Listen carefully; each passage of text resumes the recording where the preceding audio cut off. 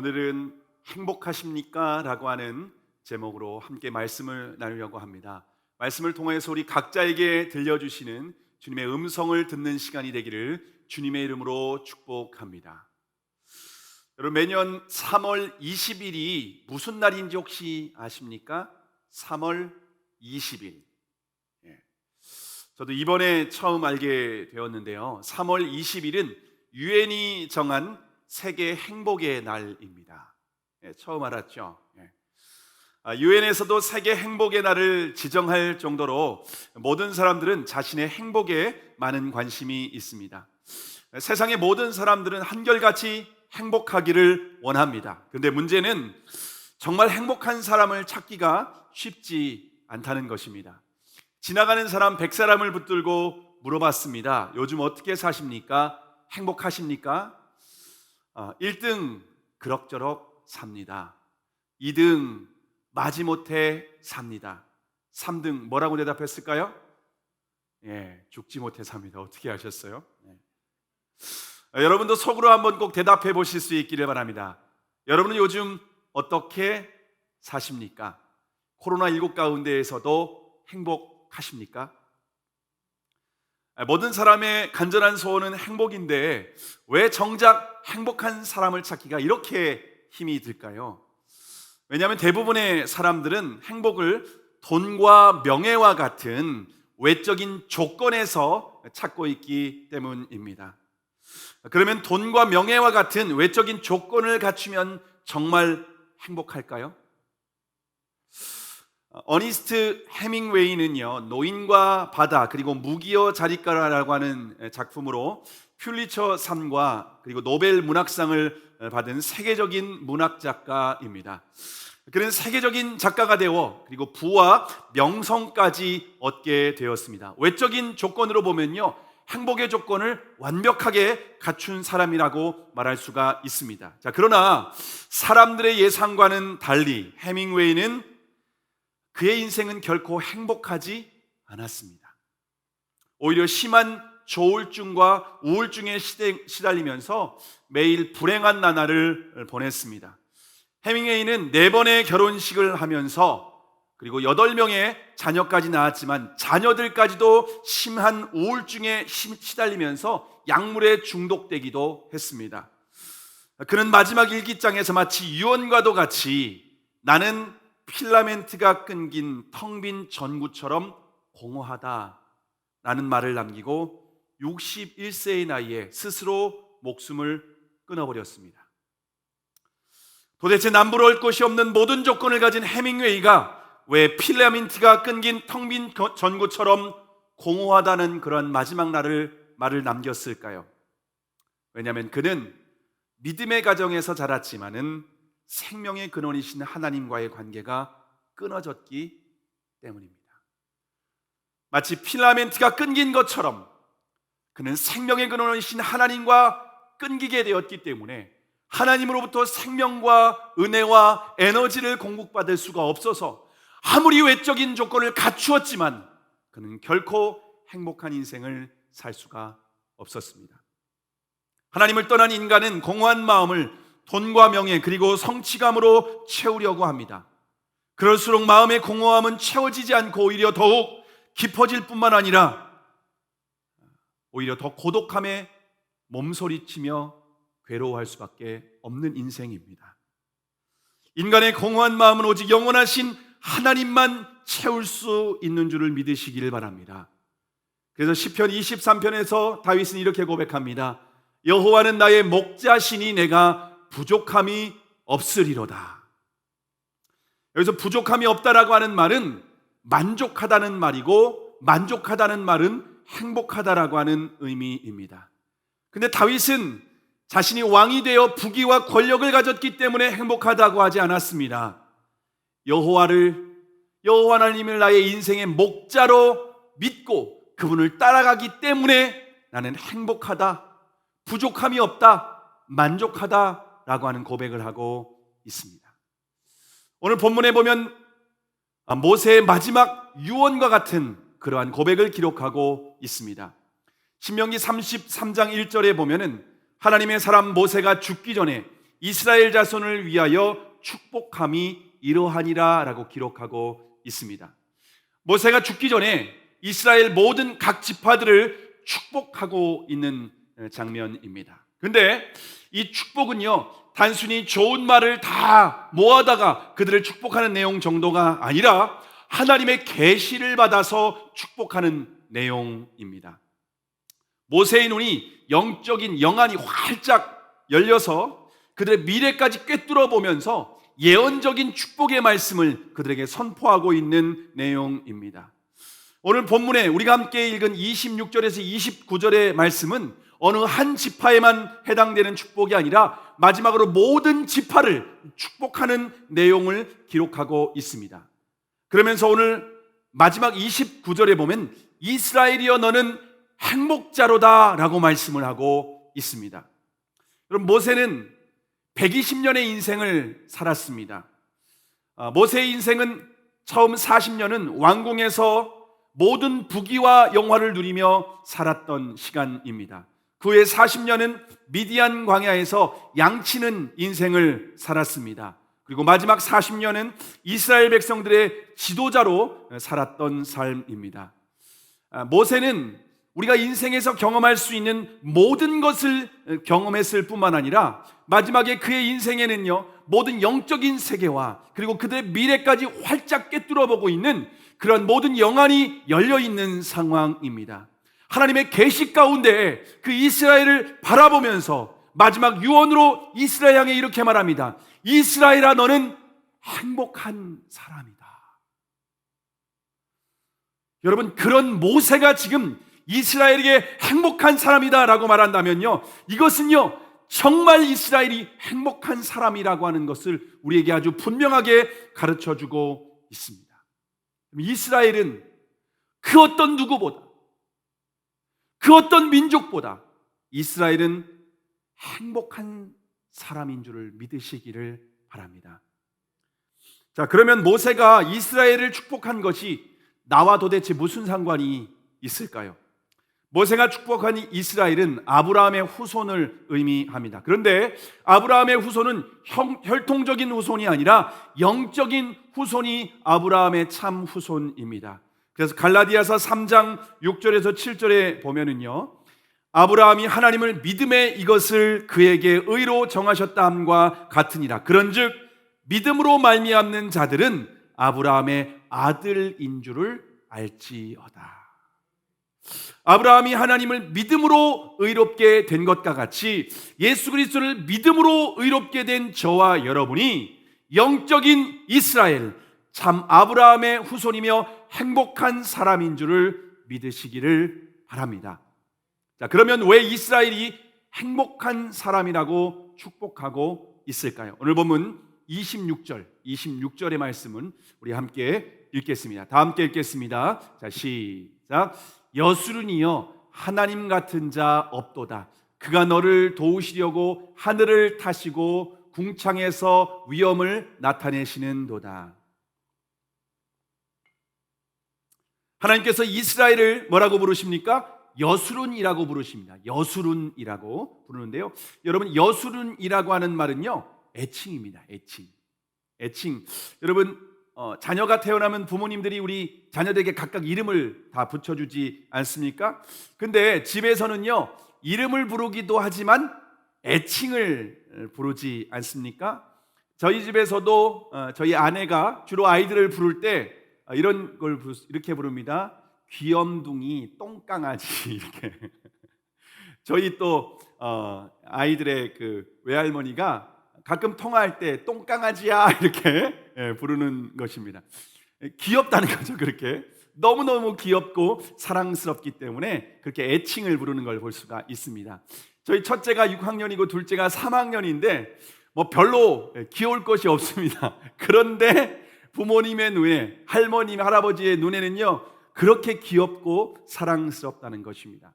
이처럼 하나님께서 이스라엘을 이스라엘아 이렇게 부르시지 않고 여수르나라고 이렇게 부르는 것은요, 이스라엘과 그렇게 친밀한 관계, 사랑스러운 관계라고 하는 것을 우리에게 보여주고 있습니다. 자, 그러면 여수린이라고 하는 말은 어떤 의미가 있을까요? 여수린은요, 의롭다라고 하는 뜻이 있습니다.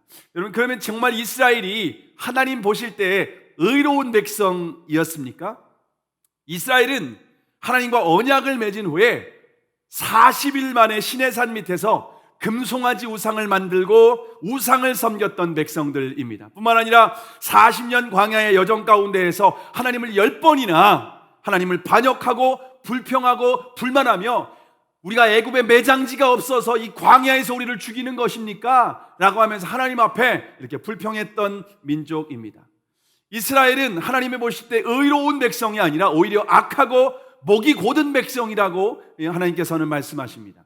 그럼에도 불구하고 하나님은 이스라엘을 바라보실 때에 여전히 사랑스러운 눈으로 바라보시면서 의롭다고 인정해 주시는지를 믿으시기를 바랍니다. 하나님은 이스라엘을 보실 때 의롭게 보실 뿐만 아니라 이스라엘을 보면요, 막 속에서 막 절로 막 노래가 나옵니다. 스바냐서 3장 17절에 보면은 너의 하나님 여호와가 너의 가운데 계시니 그는 구원을 베푸실 전능자시라. 그가 너로 인하여 기쁨을 이기지 못하여 하시며 너를 잠잠히 사랑하시며 너로 인하여 즐거이 부르며 기뻐하시리라 하리라.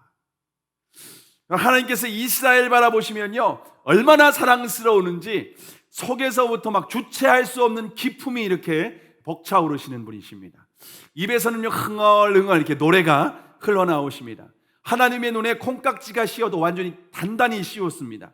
남녀간에는 길어도 3년이면 다 벗겨진다고 하는데 하나님은요, 3500년이 흘렀음에도 불구하고 아직까지 벗겨지지 않는 줄을 믿으시기를 바랍니다. 하나님께서 이처럼 이스라엘을 사랑하시기 때문에 위기 때가 닥치면은요, 도와주시는 분이십니다. 그럼 어떻게 도와주실까요? 오늘 본문 후반절에 있는 부분을 새 번역본에 보면은 이렇게 번역하고 있습니다. 좀 더 자세히 번역되어 있는데요, 하나님이 너희를 도우시려고 하늘에서 구름을 타시고 위엄 있게 오신다, 이렇게 번역되어 있습니다. 하나님께서 구름 타고 내려오신다는 겁니다. 여러분, 하나님이 계신 곳은요, 하늘에서 그 보좌에 앉아 계십니다. 그리고 무슨 일이 있으면은요, 천사들에게 명령을 하십니다. 천사들에게, 미가엘이라고 하는 천사이라든가 이런 천사들에게 명령을 하시면 됩니다. 하나님은 왕이시기 때문에, 온 천지 만물의 주인이시기 때문에 그냥 명령만 하시면 됩니다. 자, 그런데 누가 여수론을, 이스라엘을 건드리기라도 하면은요, 가만히 있을 수가 없습니다. 누가 내 새끼 건드려 하면서 하늘에서 미끄럼을 타고 그냥 막 내려오십니다. 왜냐하면 눈에 넣어도 아프지 않은 이 내 새끼가 문제가 생겼는데 어떻게 보좌에 편안하게 앉아 있을 수가 있겠습니까? 여러분, 자식이 아픕니다. 자식이 아프면은요, 그냥 누구 의사한테 대충 맡기고 가만히 있을 수가 있습니까? 아니죠. 그 의사 앞에 같이 가서 어디가 아프냐, 어떻게 되냐, 왜 그러냐, 어떻게 해야 되냐. 여러분, 부모는요, 그냥 편안하게 있을 수가 없는 것입니다. 그냥 그 아이에게 무슨 문제가 생기면요, 따라가면서 가까이 가가지고 챙겨주고 도와주고 보살펴주고 사랑하는 것이 바로 부모의 마음입니다. 마치 하나님께서 그렇게 이스라엘을 너무너무 사랑하시니까 이스라엘을 천사들에게 대충 명령해서 야, 대충 도와주고 와라, 여러분, 그러신 분이 아니십니다. 하나님이 직접 내려오십니다. 하늘에 구름을 타고 내려오셔서 직접 내려오셔서 문제를 해결해 주시는 줄을 믿으시기를 바랍니다. 여러분, 창조주 하나님께서 하늘 보좌를 버리고 이 땅에 오신 분이 바로 예수 그리스도인 줄을 믿으시기를 바랍니다. 예수님은 이 땅에 오셔서 우리를 사랑해 주셨습니다. 연약하고 가난하고 저주 가운데 고통받고 힘겨워하는 우리에게를 사랑해 주시고 친히 도와주시고 병을 고쳐주시고 귀신을 내어 쫓으시고 또 우리의 모든 저주를 담당하시고 십자가에 죽으셨습니다. 예수님은 십자가의 죽음으로 끝나지 않고 다시 부활하시고 하늘 보좌로 승천하셨습니다. 여러분, 그런데 하늘 보좌로 승천하시는 예수 그리스도는 오순절 날에 성령으로 우리 안에 다시 임재하고 계시는 줄을 믿으시기를 바랍니다.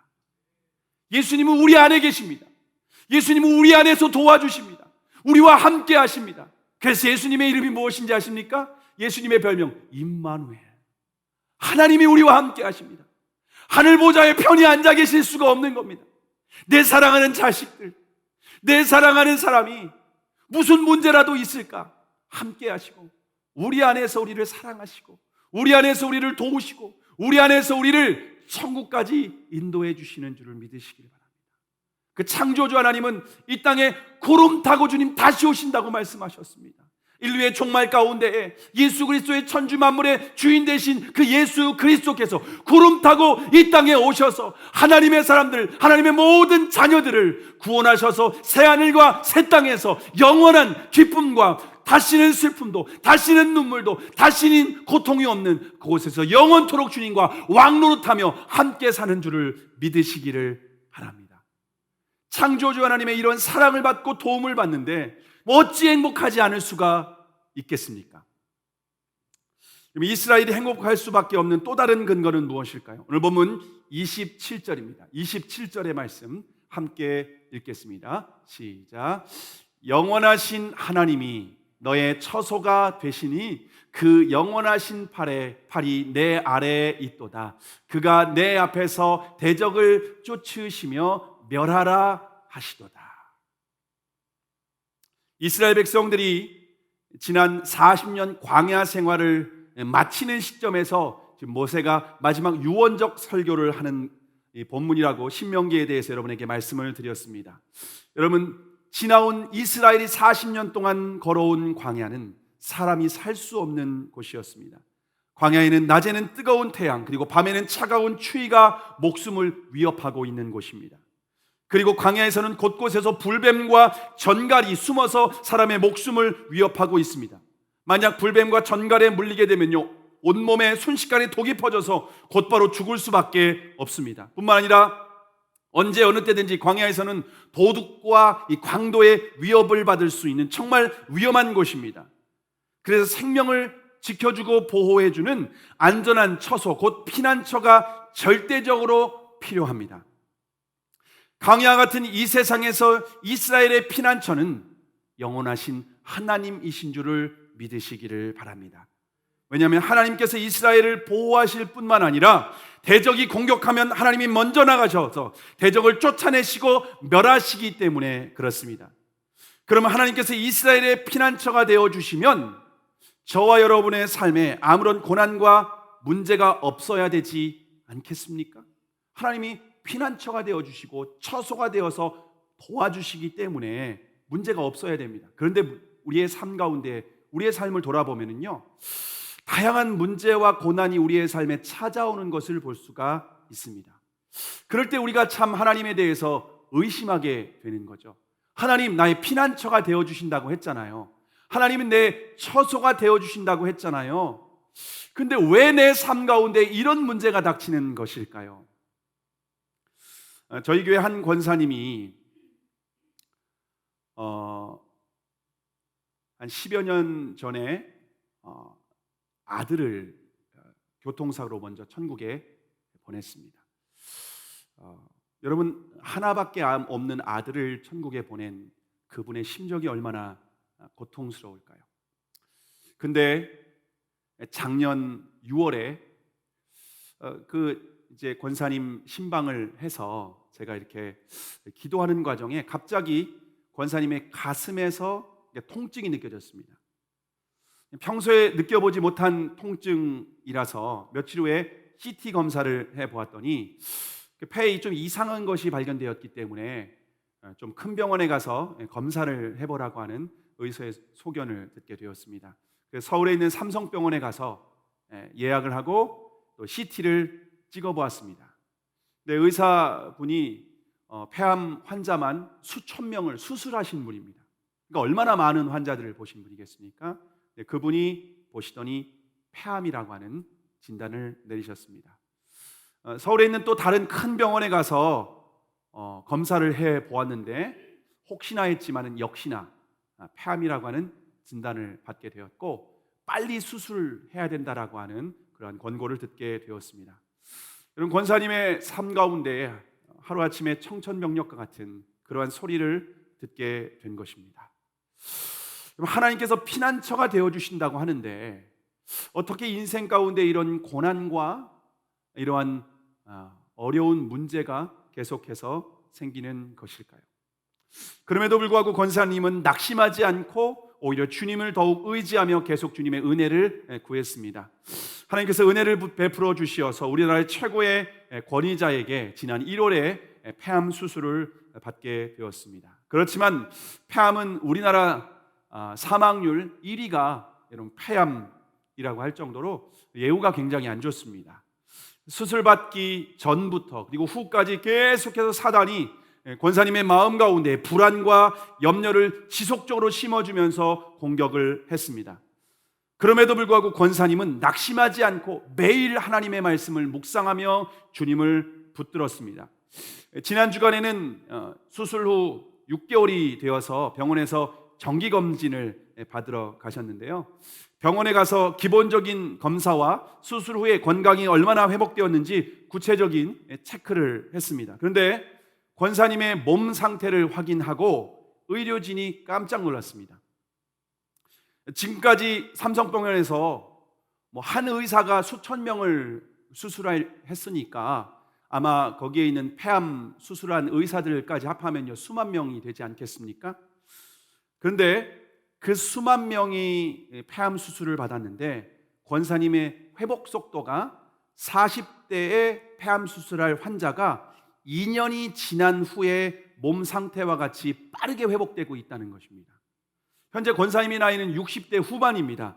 근데 회복의 속도는요 40대의 4배 속도로 빠른 회복을 보여주고 있다라고 하면서 기적 같은 일이라고 그런 의사의 소견을 듣게 되었습니다.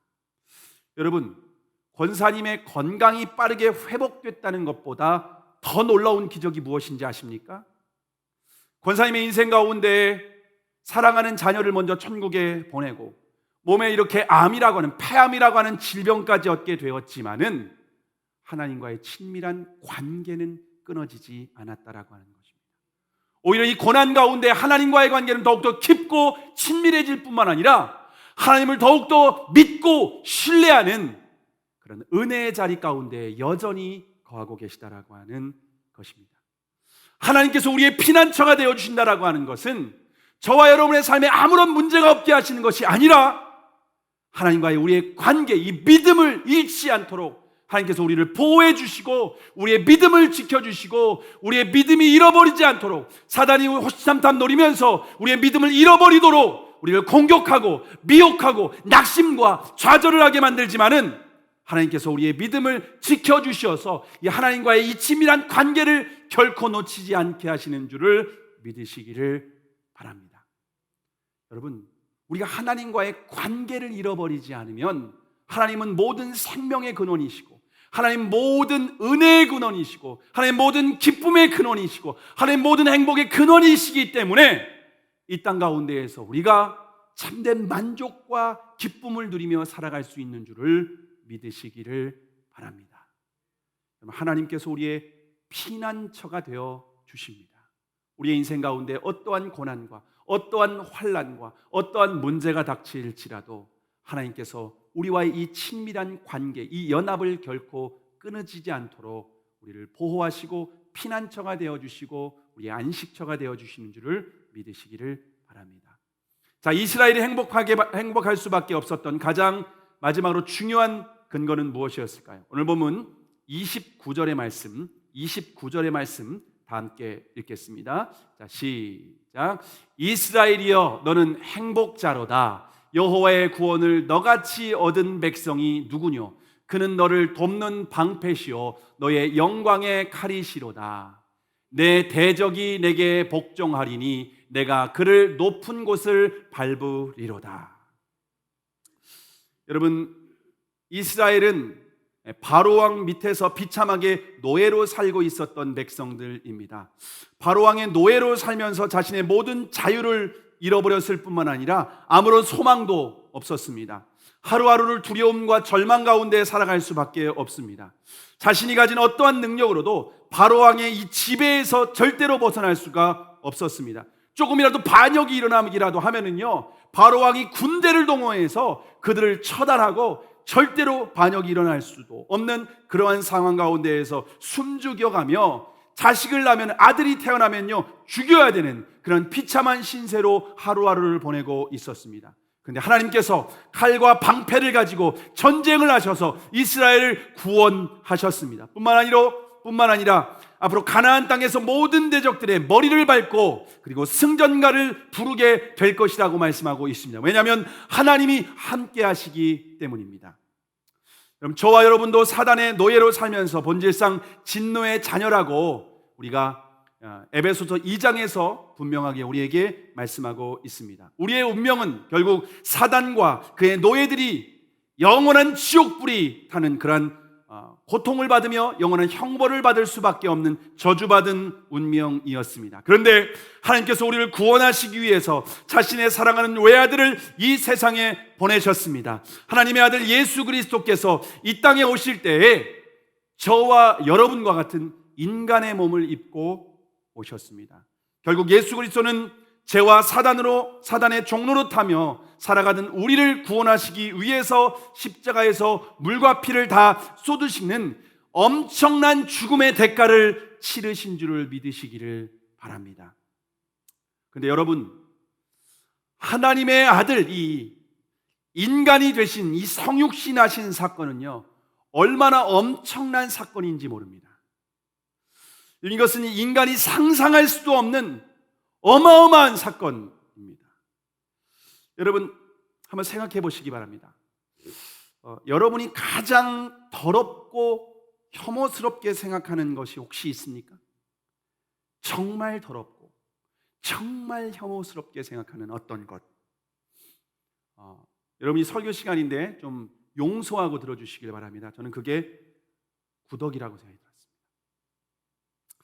여러분의 생각에 정말 이 구더기를 생각하면은요 혐오스럽고 막 더럽고 여러분 인상이 막 찌푸려지지 않겠습니까?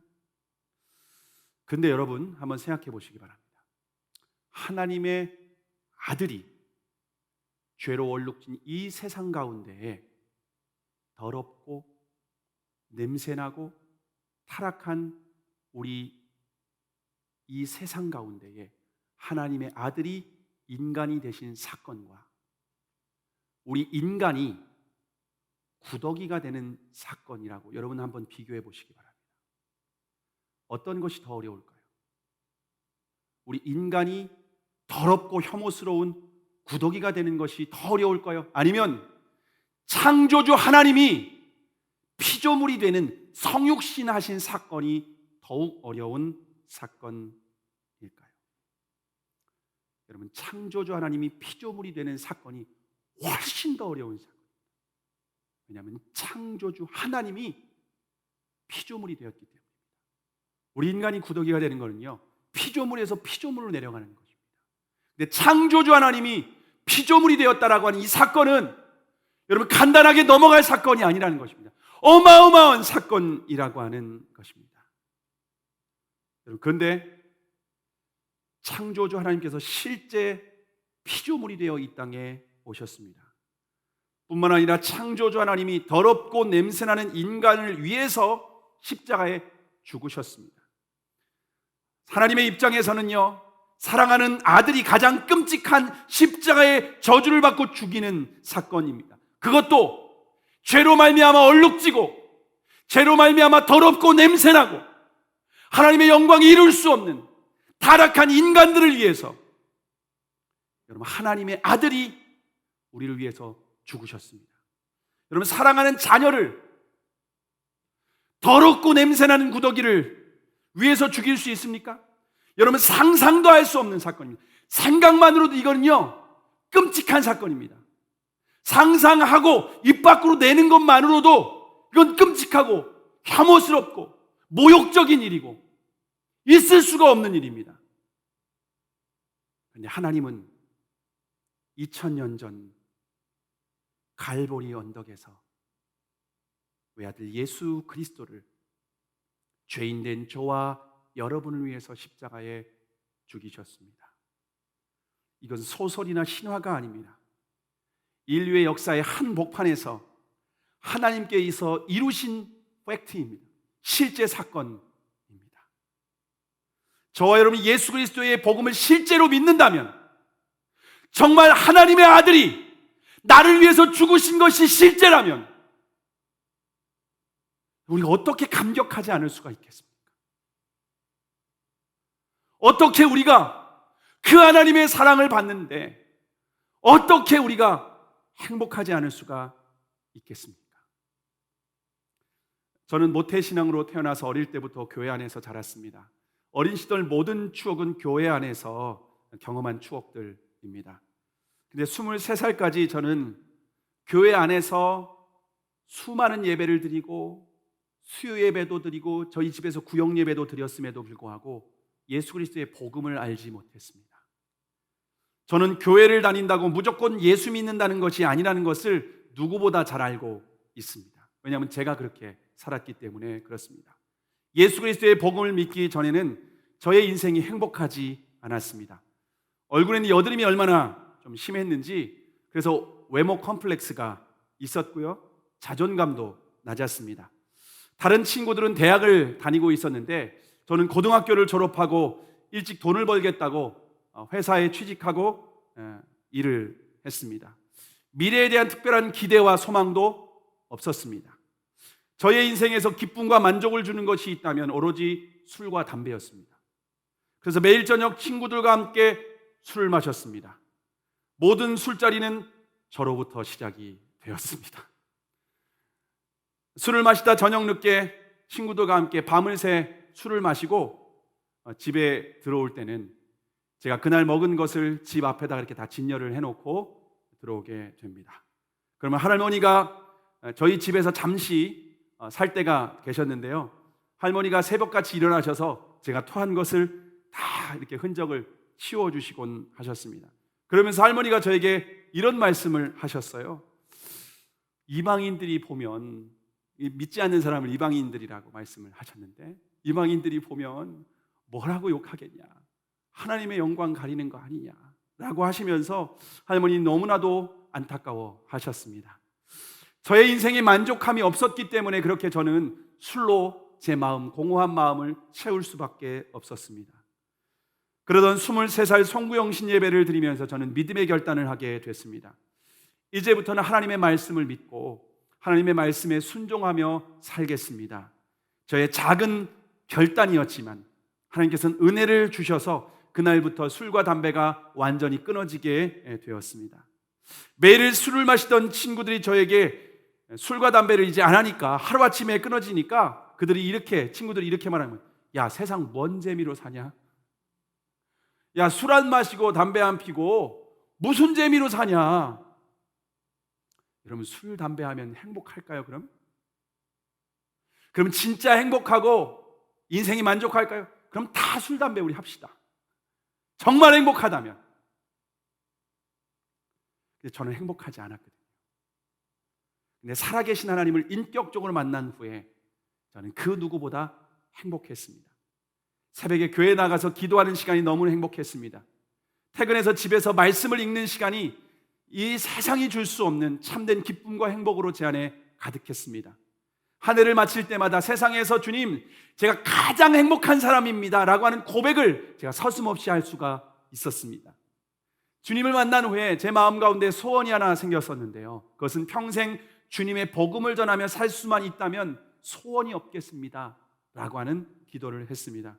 하나님은 제 마음을 아시고 20개월 만에 저를 부르셔서 2001년 신학교를 입학하게 되었습니다. 저는 신학교를 다닐 때도 정말 행복했습니다.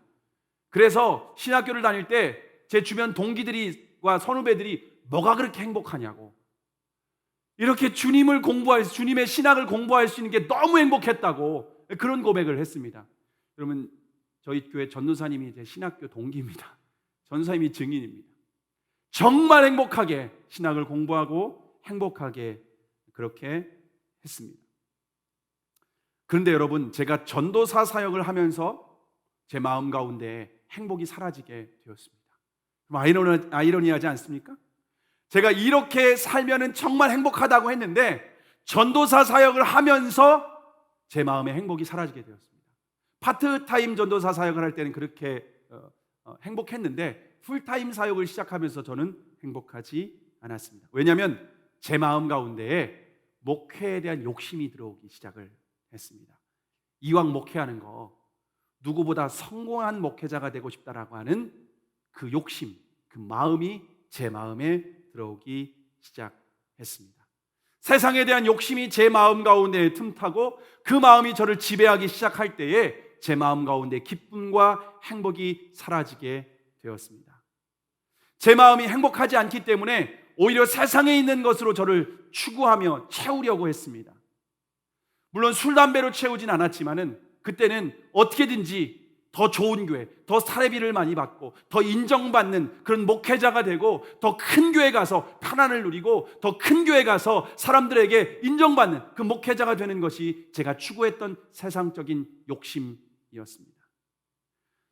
여러분, 저는 내용만 다를 뿐이지 본질은 똑같이 세상을 향한 욕심을 추구하며 살았던 저의 모습을 저는 볼 수가 있었습니다. 세상의 욕심을 추구하며 달려가던 저의 삶을 하나님께서 브레이크를 거셨습니다. 세상에 대한 욕심과 목회 성공을 내려놓고 주님께서는 교회를 개척하라고 하는 사명을 주셨습니다. 현실적으로 앞길이 보이지 않고 마음에는 두려움이 가득했지만 순종하고 개척에 순종을 했습니다.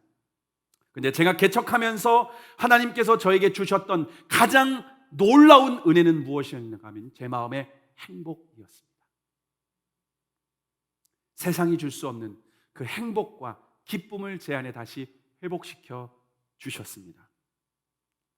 저희 인생 가운데 23살 송구영신 예배 이후에 예수님을 믿음으로 경험했던 그 행복이 개척 이후에 예수님을 주님으로 믿고 따라가는 제 삶 가운데 또다시 세상과 비교할 수 없는 행복이 제 마음 가운데 부어지게 되었습니다.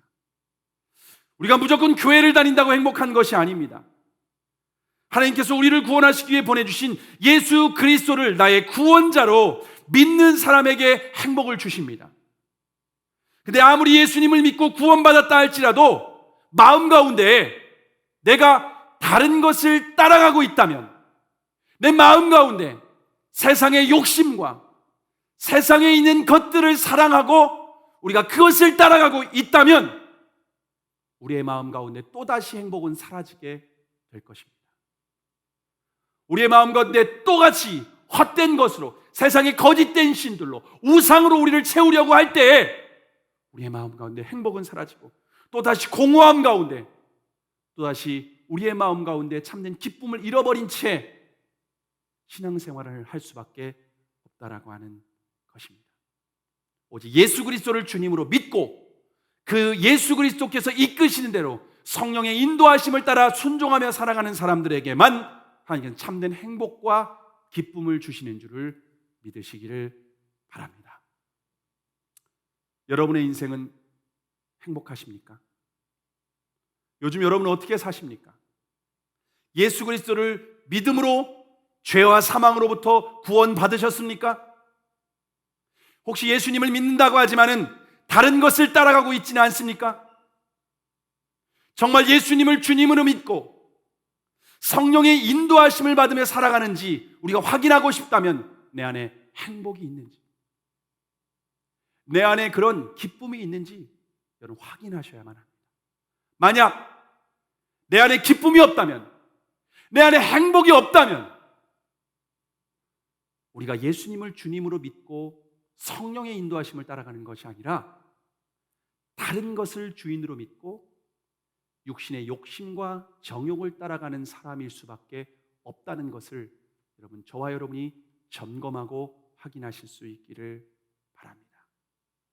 만약 저와 여러분 안에 행복이 없다면 회개해야 되는 것입니다. 내가 다른 것 따라가고 있구나, 내가 지금 다른 것 붙들고 있구나. 하나님은 우리가 느낄 수 있게 하셨습니다. 내가 예수님을 진짜 믿고 있는지, 내가 정말 성령의 인도하심을 따라 살아가고 있는지, 여러분 그것을 우리가 느낄 수 있도록, 우리의 마음의 평안과 기쁨 그리고 행복으로 느낄 수 있도록 하셨습니다. 그런데 내가 예수님을 믿는데 행복이 없어요. 예수님을 믿는데 기쁨이 없어요. 예수님을 믿는데 천국을 살지 못하고 지옥과 같은 삶을 살고 있어. 난 예수 믿는 거 아니에요. 성령의 인도하심 따라 살아가는 게 아니라는 것입니다. 여러분, 이것은 정말 중요한 것입니다. 주님께서 우리에게 주신 영생은 미래적인 것이 아니라 현재적인 거예요. 천국은 죽어서 가는 게 아닙니다. 천국은 이 땅에서 누리라고. 예수님이 함께 하시는 그곳, 예수님이 함께 하시고 주인 삼고 성령의 인도하심을 따라 살아가면 그 어디나 하나님 나라라고 분명히 우리에게 가르쳐주고 있습니다. 저와 여러분이 정말 예수님을 주님으로 믿고 성령의 인도하심을 따라서 누구보다 행복한 그리스도인이 되기를 주님의 이름으로 축복합니다. 말씀을 마치려고 합니다. 며칠 전 인터넷에서 주윤발에 대한 기사가 올라왔습니다. 주윤발 아시나요? 제가 어릴 때 1980년대, 90년대 때 최고의 인기 스타였습니다. 그 당시에 흥행했던 주윤발의 영화 중에서 영웅본색, 첩혈상웅, 여러분도 기억나십니까? 제가 1, 2년 전이었나요? 우연히 주윤발이 나오는 첩혈상웅 이런 영화를 TV에서 잠깐 봤는데요. 지금 봐도 이렇게 감동이 있을 정도로 너무너무나도 재미있게 봤습니다. 주윤발은 영화배우가 되어서요, 부와 명성까지 얻은 정말 대단한 사람입니다. 그런데 주윤발이 2018년에 이런 고백을 했습니다. 자신의 전 재산 8,100억 원을 사회에 기부하겠다라고 하는 선언을 했습니다. 여러분, 8,100만 원이 아니라 8억 1,000만 원이 아니라 8,100억, 자신의 전 재산을 기부하겠다라고 했습니다. 그러면서 이런 말을 남겼습니다. 그 돈은 내 것이 아니고 내가 잠시 보관하고 있는 것 뿐입니다 라는 고백을 했습니다. 그럼 주윤발은요, 자신의 이름으로 자가용이 하나도 없습니다. 그래서 평소에는요 버스를 타고 다닙니다. 주윤발의 한 달 생활비가 얼마인지 아십니까? 12만 원입니다. 12만 원으로 한 달 생활비를 하고 살아가고 있습니다. 여러분, 한 달 생활비 12만 원 다 넘죠? 그럼 주윤발보다 용돈 더 많이 쓰는 분들이라는 건데요. 옷은요 주로 할인 매장 그리고 구제샵 같은 데에서 옷을 구입하고 있습니다. 확실히 패션의 완성은 얼굴인 것 같습니다. 뭐 아무거나 걸쳐도 멋있는 것 같습니다. 인터넷에서 주윤발이 지하철 타고 가방 메고 평범한 옷 입고 이렇게 지하철 타고 가는 그런 사진도 찍어서 올라온 것을 봤습니다. 그러면서 자신의 행복의 조건을 이렇게 말했습니다. 주윤발은 행복의 조건이 이렇습니다. 소박한 생활이 자신의 행복이라고 하면서 매일 새끼 밥을 먹을 수 있고, 그리고 잠잘 수 있는 작은 침대 하나만 있으면 그것으로 충분하다, 이런 고백을 했습니다. 여러분, 새끼 식사를 하고 계시나요? 잠잘 수 있는, 여러분 몸을 누울 수 있는 잠자리가 있나요? 그럼 주윤발은요, 그러면 행복의 조건은 충분하다라고 하는 것입니다. 근데 우리는 행복의 조건을 외적인 조건에서 찾으려고 계속해서 돈을 더 많이 벌어야 된다, 계속해서 내가 조금 더 유명해지고 무언가를 얻어야만 우리는 행복하다라고 착각하고 있습니다. 그건 사단의 전부 속임수입니다. 여러분, 주윤발이 예수님 믿지 않는 사람이에요. 예수님 믿지 않는 사람도 이렇게 고백을 하고 있습니다. 하물며 천지 만물의 창조주 되신 하나님께서 저와 여러분을 위해서 아들을 내어주셨습니다.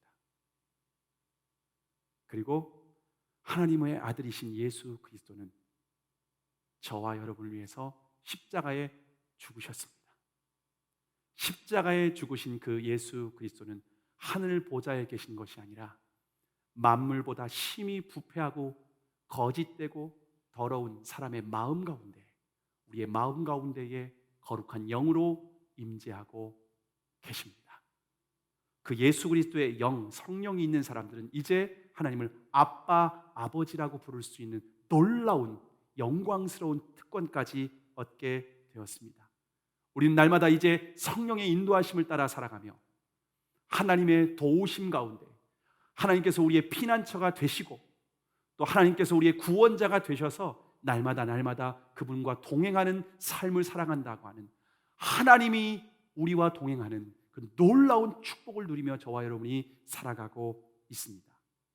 저와 여러분, 비록 세상 사람들이 볼 때에 외적인 조건으로는요, 때로는 물질이 부족할 수도 있고, 때로는 우리가 건강에 문제가 생길 수도 있고, 때로는 저와 여러분의 인생 가운데 고난이 닥칠 수도 있지만, 예수님을 주님으로 믿고 천국과 같이 이 땅에서 하나님 나라를 누리며 살아가는 저와 여러분의 인생이야말로 가장 행복한 사람인 줄을 믿으시기를 바랍니다.